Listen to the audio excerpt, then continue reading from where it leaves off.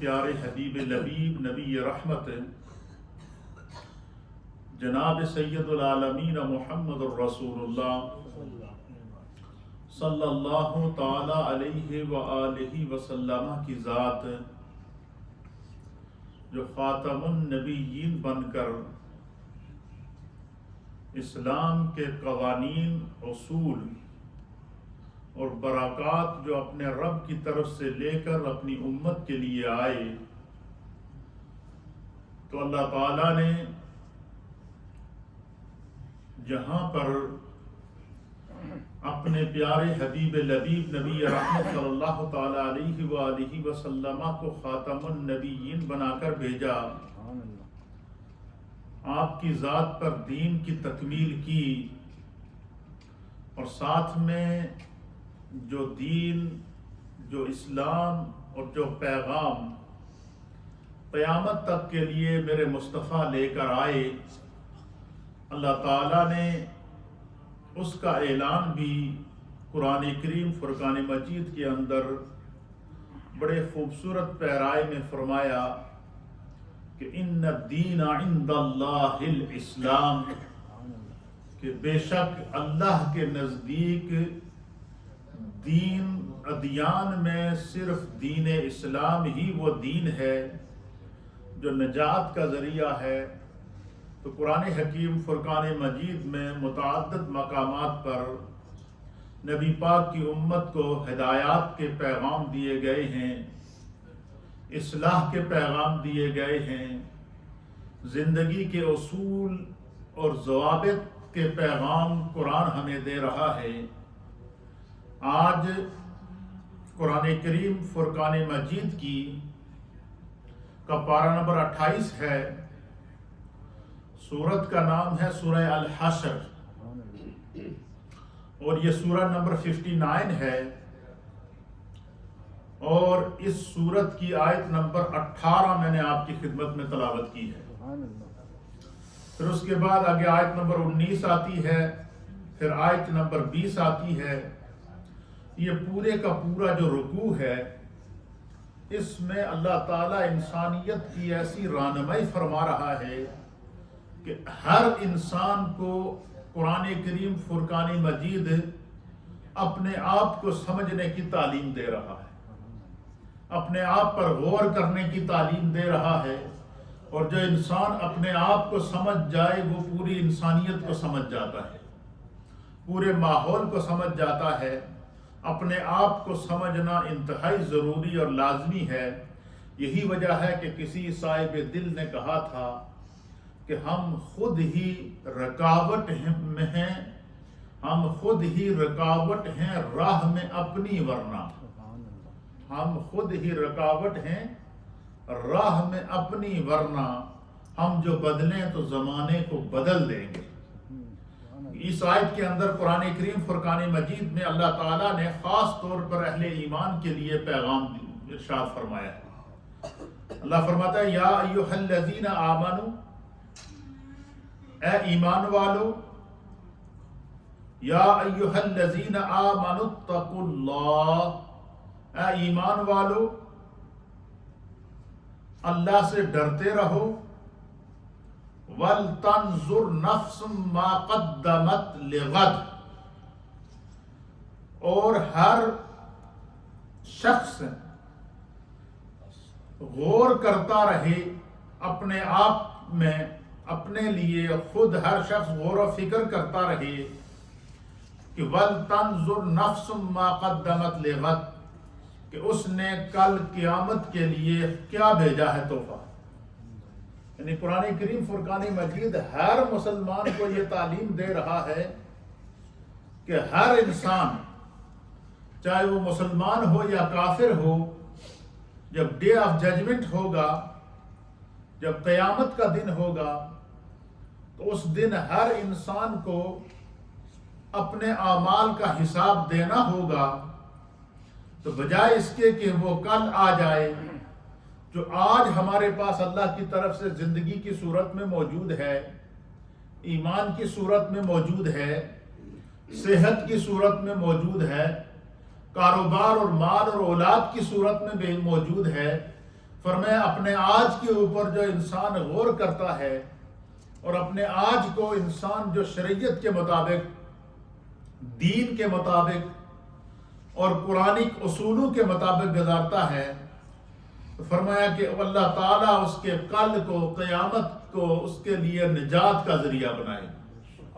مثلا اللہ فرماتا ہے کہ ہر انسان اس پر غور کرے کہ کل قیامت کے لیے کیا بھیجا ہے۔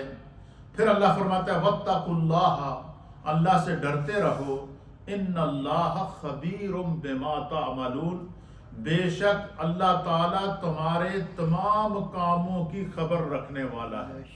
انسان جو بھی عمل کرتا ہے، چاہے وہ خفیہ عمل کرے، چاہے وہ ظاہری عمل کرے، چاہے وہ چھپ کر عمل کرے، چاہے وہ تنہائی میں عمل کرے یا اجتماع کے اندر عمل کرے، اللہ فرماتا ہے کہ اللہ تعالیٰ تمہارے اعمال کی، تمہاری سوچوں کی، تمہاری فکروں کی، ہر چیز کی خبر رکھتا ہے۔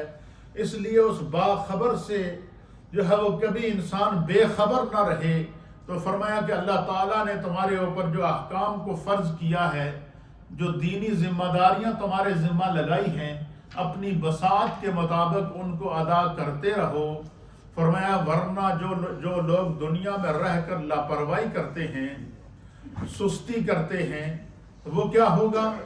اللہ رب العالمین اگلی آیت کے اندر فرماتا ہے، رب کریم فرماتا ہے وَلَا تَكُونُوا كَالَّذِينَ نَسُوا اللَّهَ فَأَنْسَاهُمْ أَنفُسَهُمْ أُولَئِكَ هُمُ الْفَاسِقُونَ۔ فرمایا کہ وہ لوگ جو فرمایا کہ وَلَا تَكُونُوا كَالَّذِينَ نَسُوا اللَّهَ فَأَنْسَاهُمْ، فرمایا کہ ان لوگوں کی طرح نہ ہو جانا جنہوں نے اپنے رب کو بھلا دیا۔ اللہ تعالیٰ قرآن کریم میں سورہ حشر میں کیا فرماتا ہے کہ وَلَا تَكُونُوا، تم ان لوگوں جیسے نہ ہونا، کَالَّذِينَ نَسُوا اللَّهَ، وہ لوگ جن لوگوں نے اپنے رب کو بھلا دیا۔ انسان اللہ کو کیسے بھلاتا ہے؟ دنیا کی مصروفیات کے اندر اتنا کھو گیا کہ اللہ نے دن رات میں 5 نمازیں فرض کی ہیں، وہ تو نماز نہیں پڑھ رہا۔ اللہ نے اس پہ کوئی دینی ذمہ داریاں لگائی ہیں، حقوق کی صورت میں، فرائض کی صورت میں، واجبات کی صورت میں، سنن کی صورت میں، تو وہ اس کو کرنے کے لیے تیار نہیں، دنیا کے اندر اتنا گم ہو گیا۔ تو فرمایا کہ جو لوگ اپنے رب کو بھلا دیتے ہیں، تو اللہ فرماتا ہے فَأَنْسَاهُمْ أَنفُسَهُمْ، اور فرمایا کہ پھر یاد رکھو اللہ تعالیٰ بھی ان کے اوپر سے اپنی نظر رحمت کو اٹھا دیتا ہے، پھر خدا بھی ان پر توجہ نہیں دیتا۔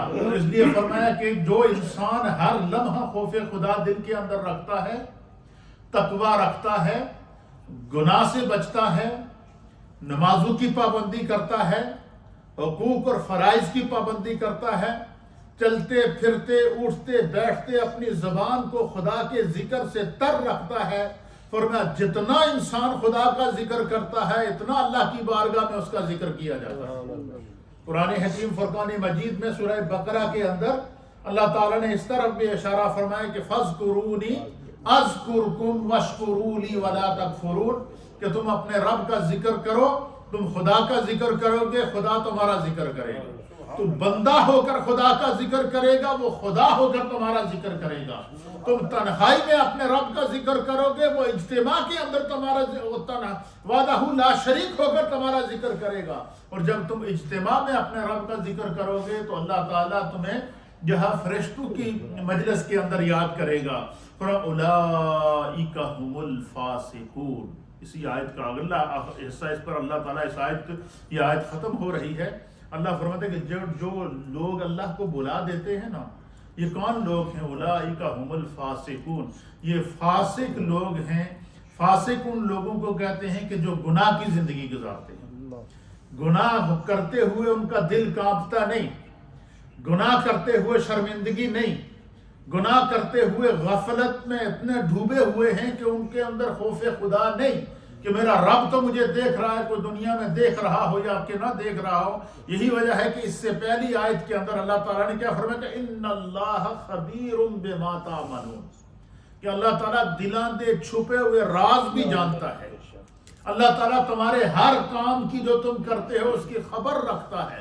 اس لیے فرمایا کہ جو ہے وہ اس چیز کا خاص خیال رکھنا کہ وَلَا تَكُونُوا كَالَّذِينَ نَسُوا اللَّهَ، ان لوگوں کی طرح نہ ہو جانا جنہوں نے اپنے رب کو بھلا دیا ہے. فرمایا کہ جو اللہ کو بھلا دیتے ہیں تو اللہ تعالیٰ بھی پھر کیا کرتا ہے، ان کے اوپر نظر رحمت نہیں فرماتا. اور ایسی جرت وہی انسان کر سکتا ہے جس کا دل گناہوں کی وجہ سے سیاہ ہو گیا ہو، جس کے اندر نیکی اور بدی کی تمیز ختم ہو چکی ہو، تو وہ اپنے رب کو بھول سکتا ہے. اس لیے اللہ تعالیٰ نے قرآن حکیم فرقان مجید میں یہاں ہمیں غفلت سے جگایا ہے کہ کسی بھی حال میں اپنے رب کو نہ بھولنا. پھر اگلی آیت دیکھیں، اللہ تعالیٰ نے پھر اپنا انصاف بتایا ہے. کیا انصاف بتایا ہے؟ اللہ فرماتا ہے لا یستوی اصحاب النار و اصحاب الجنہ.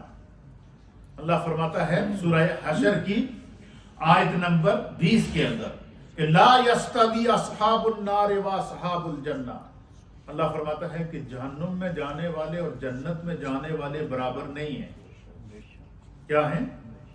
جنت میں جانے والے اور جہنم میں جانے والے برابر نہیں ہیں. کیوں؟ فرمایا کہ وَأَصْحَابُ الْجَنَّةِ هُمُ الْفَائِزُونَ. فرمایا کہ جو لوگ جنتی ہوتے ہیں اللہ تعالیٰ انہیں دنیا میں بھی کامیاب کرتا ہے اور آخرت میں بھی ان کے لیے عزتیں اور کامیابیاں لکھ دیتا ہے. تو میں نے گزشتہ جمعۃ المبارک میں آپ کی خدمت میں انہی آیات کے تحت جو احادیث پیش کی تھی اس میں یہ پیغام کیا تھا؟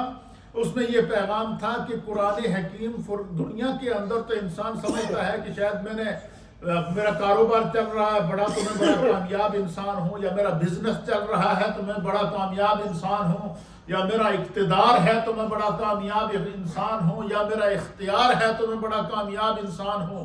لیکن اس آیت میں اللہ فرماتا ہے کہ جو بندہ دنیا میں رہ کر ایمان پر قائم رہا، تقوی کی دولت اور تقوی کا نور اس کے دل کے اندر موجود رہا، تو پھر اس انسان کو کیا ہوتا ہے؟ فرمایا کہ وہ گناہوں سے اپنے آپ کو جب بچا کے رکھتا ہے تو پھر فرمایا کہ وہی انسان اللہ اس کو اس کے بدلے میں جنت بھی دیتا ہے، اللہ اس کو اس کے بدلے میں نظر رحمت بھی فرماتا ہے. اللہ تعالیٰ اس کو اس کے بدلے کے اندر کیا فرماتا ہے کہ اللہ تعالیٰ اس کو کامیاب فرماتا ہے، اور اس کی کامیابی پر اللہ اور اس کے رسول کو ناز ہوتا ہے.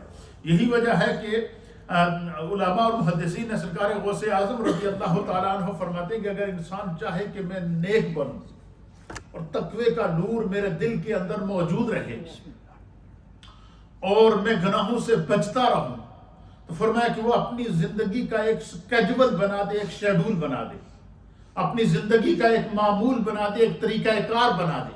اور وہ طریقہ کار کیا ہے؟ فرمایا کہ انسان اپنے اوپر کم از کم بھی 10 چیزوں کو فرض سمجھ لے، اپنے لیے 10 کاموں کو فرض سمجھ لے، اور ان 10 امور کی اپنی زندگی کے اندر پابندی کرے. سرکار غوث اعظم فرماتے ہیں کہ خدا اس کو تقوی کا نور بھی دے گا، اللہ اس کو گناہ سے بچا کے رکھے گا، اللہ اس کو جو ہے وہ ہر برائی سے بچا کے رکھے گا، اور اللہ تعالیٰ اس کو اپنے محبوب اور پسندیدہ بندوں کے اندر شامل کرے گا. اور فرماتے ہیں کہ وہ 10 امور، وہ 10 باتیں کون سی ہیں جو ہر مسلمان کے لیے ضروری ہیں. اس کو میں اور آسان کر دیتا ہوں. اس کا آسان ترجمہ یہ ہے، سرکار غوث اعظم فرماتے ہیں کہ نیک بنن دا نسخہ کی، نیک بننے کا کیا نسخہ ہے. 10 باتیں انہوں نے بتائی. کہتے ہیں ان میں سے سب سے پہلی بات کیا ہے؟ سرکار غوث اعظم کہتے ہیں کہ انسان اپنی زبان کو غیبت سے محفوظ رکھے. کیا کرے؟ فرمایا جب انسان زبان کو غیبت سے محفوظ رکھے گا تو اس کا جو فائدہ اس کو ملے گا وہ کیا ملے گا؟ اس کی اپنی نیکیوں کی حفاظت ہوگی. کیونکہ حدیث کے اندر نبی علیہ السلام نے فرمایا کہ جو بندہ کسی کی غیبت کرتا ہے تو وہ اس کی نیکیوں کو غیبت اس طرح کھا جاتی ہے جس طرح کہ خشک لکڑی کو آگ کھا جاتی ہے، یا خشک گھاس کو آگ جلا کے راکھ کر دیتی ہے. اس طرح انسان کی نیکیاں ضائع ہو جاتی ہیں. تو آپ فرماتے ہیں نیک بننے کا اور اپنی نیکیوں کو سنبھال کے رکھنے کا سب سے پہلا نسخہ کیا ہے؟ شیخ عبد القادر جیلانی رحمۃ اللہ علیہ فرماتے ہیں کہ انسان اپنی زبان کو غیبت سے محفوظ رکھے، روک کے رکھے. ایک بات. دوسرا نقطہ کیا ہے؟ کہتے ہیں کہ انسان بدگمانی سے بچے. کیونکہ نبی علیہ الصلوۃ والسلام نے فرمایا کہ ظن المؤمنین خیرا، حضور نے فرمایا کہ اپنے مسلمان بھائی کے لیے بہتر گمان کرو، بہتر سوچ رکھو۔ فرمایا جو بندہ دوسروں کے بارے میں اچھی سوچ رکھتا ہے، اچھا گمان رکھتا ہے، بدگمانی نہیں کرتا، اس کی پیٹھ کے پیچھے اس کی برائی نہیں کرتا، اور اس کی کوشش ہوتی ہے کہ جب وہ دوسروں کے عیوب بیان کرے تو اس کو اپنے عیوب پر نظر پڑے اور اس کی زبان رک جائے، تو فرمایا اللہ تعالیٰ اس کے دل کے اندر تقوی کا نور پیدا کر دیتا ہے۔ یہ دوسری چیز ہے۔ اور تیسری چیز کیا ہے؟ سرکار غوث اعظم فرماتے ہیں کہ تیسرا نیک بننے کا نسخہ یہ ہے کہ انسان دوسروں کا مذاق نہ اڑائے۔ کیا نہ کرے؟ دوسروں کا مذاق نہ اڑائے، کیونکہ ہر انسان کو اللہ تعالیٰ نے اس کے حال میں رکھا ہے، ہر انسان کو اللہ تعالیٰ اس کی حیثیت کے، کیونکہ اللہ تعالیٰ کبھی کسی پر ظلم نہیں کرتا۔ قرآن کریم میں اللہ نے فرمایا لا یکلف اللہ نفسا الا وسعها، اللہ تعالیٰ کسی بھی جان پر اس کی طاقت سے زیادہ بوجھ ڈالتا ہی نہیں ہے۔ وہی اگر کسی کو تکلیف پہنچتی ہے، کوئی بیماری لگتی ہے یا کسی مشکل میں کوئی انسان ہوتا ہے تو وہ اتنی ہی تکلیف ہوتی ہے جتنی اس کو برداشت کر سکتا ہے، اور اس کو اتنی تکلیف دیتا ہے۔ اچھا، جب بندہ اس کو تکلیف کو برداشت کرتا ہے، آزمائش کو برداشت کرتا ہے، اس پر صبر کرتا ہے، اور پھر اللہ تعالیٰ اس صبر کی اس کو جزا کیا دیتا ہے؟ اس تکلیف کی صورت میں خدا اس کے گناہوں کو معاف کر دیتا ہے۔ اس کی تکلیف اس کے گناہوں کا کفارہ بن جاتی ہے، اس کی آزمائش اس کے گناہوں کا کفارہ بن جاتی ہے، اس کی آزمائش اس کے لیے کیا ہوتی ہے؟ سہارا بن جاتی ہے۔ تو سرکار غوث اعظم فرماتے ہیں کہ نیک بننے کا تیسرا نسخہ کیا ہے؟ آپ فرماتے ہیں کہ انسان جو ہے وہ بدگمانی سے اپنے آپ کو بچا کے رکھے اور دوسروں کا مذاق نہ اڑائے۔ یہ چوتھا نسخہ ہے، دوسروں کا مذاق نہ اڑائے۔ اور پانچواں نسخہ کیا ہے؟ آپ فرماتے ہیں کہ انسان جب بھی اس کی کسی نامحرم کے اوپر نظر پڑے تو وہ اپنی نظر کو جھکا دے۔ کیا کر دے؟ جہاں پر قرآن کریم فرقان مجید میں عورتوں کے بارے میں حکم ہے کہ عورتیں جو ہے وہ اپنے چہرے کے گھونگھٹ کو ڈھانک کے رکھیں، پردے میں رکھیں اپنے آپ کو، وہاں پر اسی آیت سے پہلے اللہ تعالیٰ نے مردوں کو حکم دیا ہے کہ جب مرد اپنے گھر سے باہر نکلیں تو وہ اپنی نگاہوں کو نیچے رکھیں، اور اگر کسی غیر محرم پر نظر پڑ جائے تو وہ اپنی نظر کو کیا کر لے؟ جھکا دے، اس کو جو ہے وہ ٹکٹکی باندھ کر جو ہے وہ شہوت کی نظر سے اس طرف نہ دیکھے۔ فرمایا جب بندہ اپنی نگاہ کے اوپر کنٹرول کر لے گا، اس کی نگاہ کے اندر حیا آ جائے گی، سرکار غوث اعظم فرماتے ہیں اللہ تعالیٰ اس کے دل کے اندر تقوی کا نور پیدا کرے گا۔ اس کے دل کے اندر اللہ کیا کرے گا؟ تقوی کا نور پیدا فرما دے گا۔ اور چھٹی چیز کیا ہے؟ سرکار غوث اعظم فرماتے ہیں کہ نیک بننے کا چھٹا نسخہ یہ ہے کہ انسان اپنی زبان کو سچ کا عادی بنائے۔ کیا کرے؟ سچ کا عادی بنائے، یہ ارادہ کر لے کہ میں نے ہر حال میں سچ بولنا ہے، جھوٹ نہیں بولنا ہے۔ فرمایا جو بندہ سچ بولتا ہے تو سچائی اس کو نیکی کی طرف لے جاتی ہے، اور نیکی اس کو جنت کی طرف لے کر جاتی ہے۔ نبی پاک کی حدیث ہے، حضور علیہ السلام نے فرمایا کہ جب بندہ سچ بولتا ہے اور سچائی کو اپنی زندگی کا شعار بنا دیتا ہے تو سچائی اس کو نیکی کے راستے پر لگا جاتی ہے، اور نیکی اسے جنت کے راستے پر لے جاتی ہے، اور جنت میں سچائی کی وجہ سے اللہ تعالیٰ اس کو جو ہے وہ بہترین عزت اور مقام عطا فرماتا ہے، اور لوگوں کے نزدیک بھی وہ سچا کہلاتا ہے، اور لوگ اس کو سچا کہتے ہیں۔ اور فرمایا جو شخص جھوٹ بولتا ہے، جھوٹ کی جس کو عادت پڑ جائے تو فرمایا جھوٹ اس کو گناہ کی طرف لے جاتا ہے، اور گناہ اس کو جہنم کی طرف لے جاتا ہے، اور پھر اس کا دل گناہ کرتے کرتے اتنا سیاہ ہو جاتا ہے کہ اس کے اندر نیکی اور بدی کی تمیز ختم ہو جاتی ہے۔ تو آپ فرماتے ہیں کہ اگر بندہ یہ چاہے کہ میں نیک بنوں، میرے دل کے اندر تقوی کا نور پیدا ہو جائے، تو سرکار غوث اعظم کہتے ہیں کہ زبان کو سچ کا عادی بنائے اور اپنے آپ کو جھوٹ سے بچا کے رکھے۔ جب انسان یہ ارادہ کر لے گا کہ جس زبان سے سچ کے سوائے کچھ نہیں نکلے گا، تو فرمایا کہ اس زبان کے اوپر پھر غیبت نہیں آ سکتی، اس زبان کے اوپر گالم گلوچ نہیں آ سکتا، اس زبان کے اوپر بری باتیں نہیں آ سکتی، اس زبان کے اوپر بد اخلاقی کی مور نہیں لگ سکتی۔ کیوں؟ کہ فرمایا کہ جب اس زبان سے وہ خدا کا ذکر کرتا ہے، اس زبان سے تلاوت قرآن کرتا ہے، اس زبان سے اللہ کے دین کی باتیں کرتا ہے اور سنتا ہے، تو فرمایا کہ پھر کیا ہوتا ہے؟ فرمایا یہ سچ، یہ نیک بننے کا، یہ تقوی کی شرائط ہیں۔ جو انسان ان چیزوں پر عمل کرے، خدا اس کو تقوی کی دولت سے مالا مال کر دیتا ہے۔ اور ساتویں چیز کیا ہے؟ ساتویں چیز سرکار غوث اعظم کہتے ہیں کہ انسان کو ہر وقت اس چیز پر نظر ہونی چاہیے کہ میرے رب نے مجھ پہ بڑے احسانات کیے، اللہ نے مجھے آنکھیں دی ہیں، مجھ پر احسان کیا ہے، اللہ نے مجھے زبان دی ہے، اس نے مجھ پر احسان کیا ہے، اللہ نے مجھے ہاتھ دیے ہیں، اس نے مجھ پر احسان کیا ہے، اللہ نے مجھے چلنے کے لیے قدم دیے ہیں، اس نے مجھ پر احسان کیا ہے، اللہ نے مجھے جو ہے کسی کا دنیا میں اپنے سوائے کسی کا محتاج نہیں کیا، اس کا احسان ہے، خدا نے مجھے کاروبار دیا ہے، اس کا احسان ہے، اللہ نے مجھے جاب دی ہے، اس کا احسان ہے، خدا نے مجھے اولاد دی ہے، اس کا احسان ہے۔ فرمایا انسان اپنے رب کے احسان کو پہچانے، اور کیسے پہچانے؟ فرمایا ہر لمحہ انسان خدا کا شکر ادا کرے۔ کیا کرے؟ ورنہ اللہ تعالیٰ نے ہم پر اتنے احسانات کیے ہیں کہ اللہ قرآن میں فرماتا ہے وَإِن تَعُدُّوا نِعْمَةَ اللَّهِ لَا تُحْصُوهَا۔ خدا نے تمہیں جتنیاں نعمتاں دیتی ہیں، تسی اگر انہوں نے اکاؤنٹنگ کرنا چاہو تو نہیں کر سکتے۔ دنیا میں کوئی ایسا کیلکولیٹر ہے ہی نہیں جو خدا کی نعمتوں کو شمار کر سکے۔ اللہ نے قرآن میں سورہ رحمان کے اندر 1 مرتبہ نہیں، 2 مرتبہ نہیں، 3 مرتبہ نہیں، 31 ٹائم، 31 مرتبہ اللہ نے فرمایا فَبِأَيِّ آلَاءِ رَبِّكُمَا تُكَذِّبَانِ۔ سورہ رحمان کے اندر یہ آیت کتنے مرتبہ آئی ہے؟ 31 ٹائم، 31 مرتبہ ایک ہی صورت میں اللہ نے اس بات کو بار بار دہرایا، بار بار دہرایا، بار بار دہرایا۔ کیوں؟ تاکہ انسان اپنے ارادے پر پختہ ہو سکے، نیکی پر پختہ ہو سکے، سچائی پر پختہ ہو سکے، شریعت پر عمل کرنے پر پختہ ہو سکے، اور نیکی کے راستے پر اپنے آپ کو پابند کر سکے۔ اور فرماتے ہیں کہ جب انسان اس راستے کو اختیار کر لیتا ہے تو سرکار غوث اعظم فرماتے ہیں کہ پھر کیا کرے؟ ہر وقت خدا کا شکر ادا کرتے رہے۔ کیا کرتے ہیں؟ کیونکہ اللہ نے قرآن میں فرمایا کہ لَإِن شَكَرْتُمْ لَأَزِيدَنَّكُمْ وَلَئِن كَفَرْتُمْ إِنَّ عَذَابِي لَشَدِيدٌ۔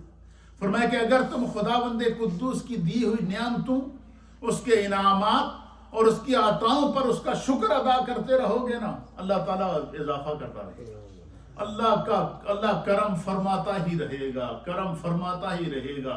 اللہ تمہیں اور جتنا دیا ہے اس سے کئی گنا بڑھا کر دے گا، اور اس طرح دے گا کہ ایک حدیث کے مطابق نبی علیہ السلام نے فرمایا کہ انسان کے وہم و گمان اور سوچ کے اندر بھی نہیں ہو سکتا یار کیا یہ چیز بھی مجھے مل سکتی تھی، اللہ اس کو عطا فرمائے۔ تو اس لیے غوث اعظم فرماتے ہیں کبھی خدا کے احسان کو نہ بھولنا۔ اللہ نے زبان دی ہے، اس کا احسان، نگاہ دی ہے، اس کا احسان، سانسیں دی ہیں، اس کا احسان، معذوری سے بچا کے رکھا ہے، اس کا احسان، اعضائے جسمانی کو سلامت رکھا ہے، اس کا احسان، مال دولت عزت اولاد کاروبار دیا ہے، اس کا احسان۔ یہ سب کچھ ہونے کے باوجود جب انسان خدا کو بھول جاتا ہے تو فرمایا کہ جب تم اللہ کو بھولو گے تو پھر خدا تم سے نظر رحمت کو اٹھا دے گا۔ پھر کیا ہوتا ہے؟ فرمایا کہ جب انسان بار بار اللہ کی نافرمانی کرتا ہے نا تو پھر ایک وقت ایسا آتا ہے کہ وہ اللہ کی رحمت کے بجائے اس کے غضب کو دعوت دے دیتا ہے، اور جو انسان اللہ کے غضب کو دعوت دے تو پھر کیا ہوتا ہے؟ جو خدا رزق وہاں سے دیتا ہے ہمیں پتہ ہی نہیں، جو خدا اولاد وہاں سے دیتا ہے ہمارے علم میں ہی نہیں، جو خدا ہمیں دنیا میں اپنے سوائے کسی کا محتاج نہیں کیے ہوئے ہے اور ہم اس کو بھولے ہوئے ہیں، تو فرمایا کہ پھر جو شخص اپنے رب کو بھول جاتا ہے ایک تو اللہ اس سے نظر رحمت کو اٹھا دیتا ہے، دوسرا فرمایا کہ جب انسان بار بار گناہ کرتا ہے نا تو وہ خدا کے غضب کو دعوت دیتا ہے، اور پھر جب خدا کا غضب آتا ہے تو اللہ فرماتا ہے پر یاد رکھو ان بطش ربک لشدید۔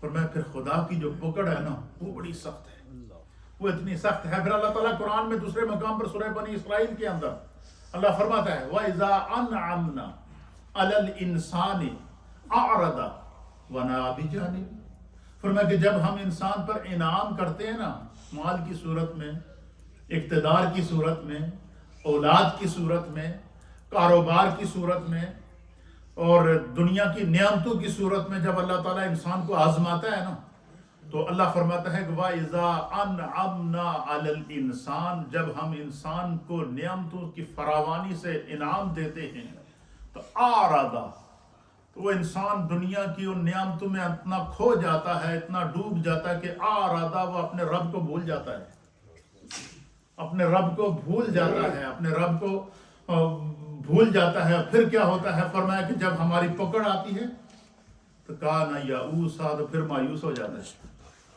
انسان اللہ کی پکڑ سے کا مقابلہ نہیں کر سکتا، خدا کی گرفت کا مقابلہ نہیں کر سکتا، اس لیے ہر لمحہ اللہ سے ڈرنا چاہیے، اور جو انسان خدا سے ڈرتا ہے وہ گناہ چھوڑ دیتا ہے، وہ گناہ کی وادی سے دور رہتا ہے۔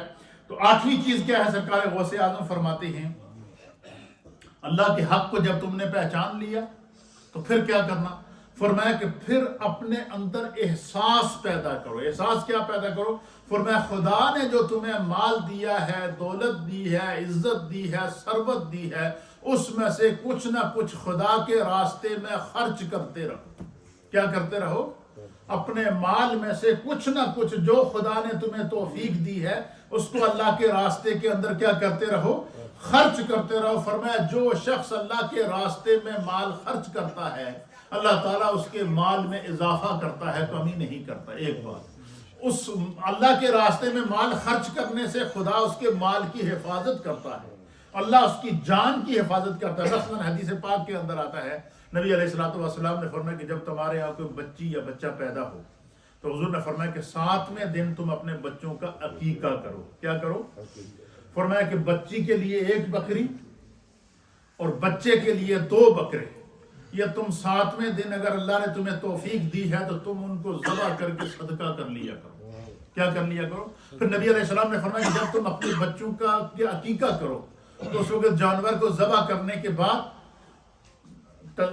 بسم اللہ اللہ اکبر پڑھنے کے بعد جانور کو ذبح کرنے کے بعد دعا مانگو اللہ سے۔ اور دعا کیا مانگو؟ حضور نے فرمایا دعا مانگو کہ اللہم ھذہ العقیقۃ من فلان ابن فلان، اے اللہ یہ عقیقہ میں اپنے فلاں بیٹے کی وجہ سے کے نام سے کر رہا ہوں، اس کا یہ نام ہے، اس نام سے اس بکرے کا میں عقیقہ کر رہا ہوں یا بکری کا عقیقہ کر رہا ہوں یا جانور کا عقیقہ کر رہا ہوں۔ فرمایا کہ اللہم ھذہ عقیقۃ من فلان ابن فلان، فرمایا کہ میں فلاں کی جانب سے عقیقہ کر رہا ہوں۔ فرمایا کہ پھر اللہ کی بارگاہ میں دعا کرو کہ اللہ تعالیٰ اس جانور کے خون کے بدلے میرے بچے کے خون کی حفاظت فرما، اس جانور کی ہڈیوں کے بدلے میرے بچے کی ہڈیوں کی حفاظت فرما، اس جانور کے بالوں کے بدلے میرے بچوں کے بالوں کی حفاظت فرما، اس جانور کی جو ہے وہ جلد کے بدلے میرے بچے کی جلد کی حفاظت فرما۔ جب بندہ فرمایا کہ اپنی اولاد کا شکر ادا کرتا ہے اللہ کی بارگاہ میں جانور کو ذبح کر کے عقیقے کی صورت میں، فرمایا کہ اس کی جان، اس کا مال سب اللہ کی حفاظت کے اندر آ جاتا ہے۔ اس سرکار غوث اعظم فرماتے ہیں کہ نیک بننے کا، متقی بننے کا 8واں نسخہ یہ ہے کہ انسان جب بھی اللہ کی راہ میں مال خرچ کرے نا تو پھر یہ سوچے نہیں کہ بھائی میں نے کوئی بہت بڑا احسان کر دیا کسی کے اوپر۔ ایک بات فرمایا کہ اللہ کے راستے میں مال خرچ کرنے کے بعد یا کسی غریب یا ضرورت مند کی مدد کرنے کے بعد کبھی اس کو احسان نہ جتلانا کہ میں تمہارے ہر سال تو بڑی خدمت کرنا ہوں۔ فرمایا وہ تو برداشت کر لے گا تمہارا تانا، لیکن اللہ کی غیرت اس کو برداشت نہیں کرے گی۔ کیوں؟ اللہ کون ہے؟ رب العالمین۔ آپ مجھے بتائیں اس دنیا میں کتنے لوگ ہیں جو خدا کے منکر ہیں؟ بہت سارے لوگ ہیں جو خدا کے منکر ہیں۔ مسلمانوں سے زیادہ پوری دنیا میں کفار ہیں یا کہ نہیں؟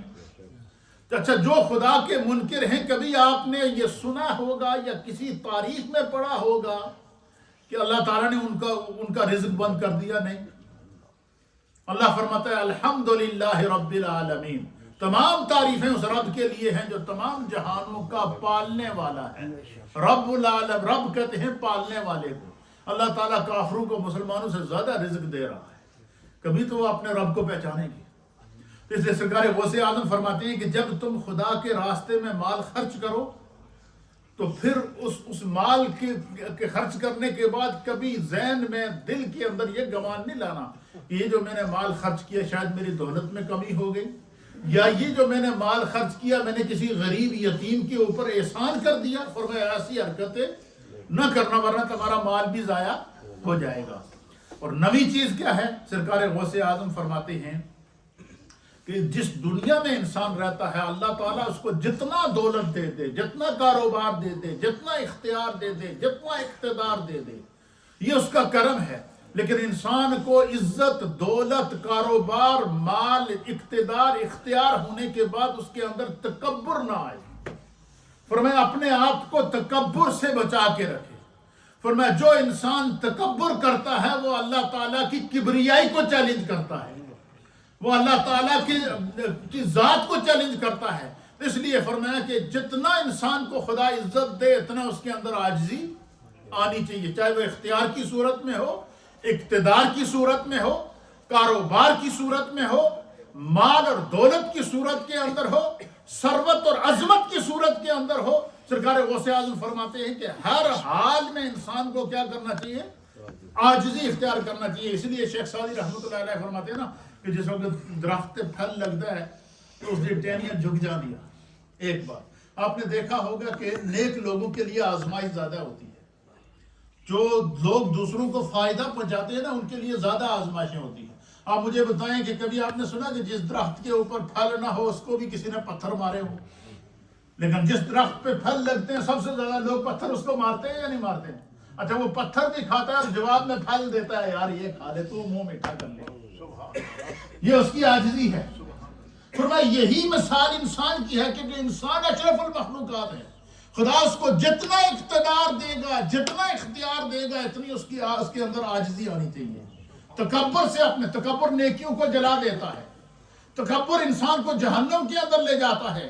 تو سرکار غوث اعظم فرماتے ہیں کہ جو نیک بننے کا، متقی بننے کا نواں نسخہ کیا ہے؟ نمبر 9 جو اس کا اصول ہے وہ کیا ہے کہ انسان کو جتنی عزت ملے، جتنا مال ملے، جتنا اقتدار ملے، جتنا اختیار ملے وہ اس پر تکبر نہ کرے۔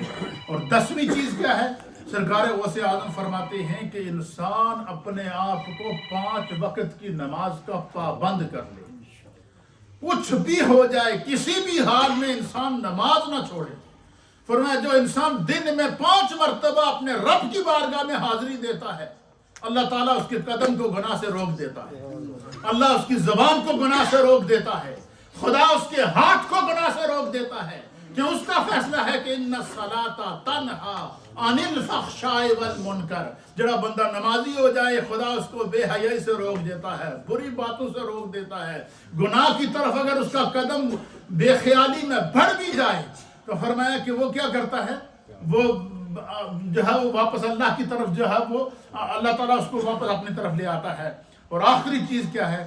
سرکار غوث اعظم فرماتے ہیں متقی بننے کا جو نسخہ ہے وہ کیا ہے کہ انسان سنت اور جماعت پر قائم رہے، یعنی انسان کبھی کسی اپنے آپ کو سنت مصطفیٰ کا پابند رکھے، نماز جماعت کے ساتھ ادا کرے اور اجتماعی عبادات کے اندر شریک ہو۔ جب اجتماعی عبادات کے اندر بندہ شریک ہوتا ہے تو ایک دوسرے کو دیکھ کر ہماری نیکیوں کے اندر، تقوی کے اندر، اخلاق کے اندر، کردار کے اندر، گفتار کے اندر اضافہ ہوتا ہے۔ آپ فرماتے ہیں یہ 11 چیزیں ہیں، اگر انسان ان کو اپنی زندگی کا حاصل بنا لے خدا اس کو نیک بھی بنائے گا، صالح بھی بنائے گا، امیر بھی بنائے گا، دنیا میں اپنے سوائے کسی کا محتاج بھی نہیں کرے گا، دنیا میں رہے گا تو عزت پائے گا، قبر میں جائے گا تو عزت پائے گا، حشر میں جائے گا تو عزت پائے گا۔ کیوں؟ اس نے اپنے آپ کو سیرت رسول اور سنت رسول کا پابند کر دیا ہے۔ تو یہ وہ 11 چیزیں ہیں جو سرکار غوث اعظم رضی اللہ تعالیٰ عنہ نے متقی بننے کے نسخے بتائے ہیں۔ اللہ تعالیٰ ہمیں اپنی زندگی کی اصلاح کی توفیق عطا فرمائے۔ اللہ اکبر، اللہ اکبر، اللہ اکبر، اللہ اکبر۔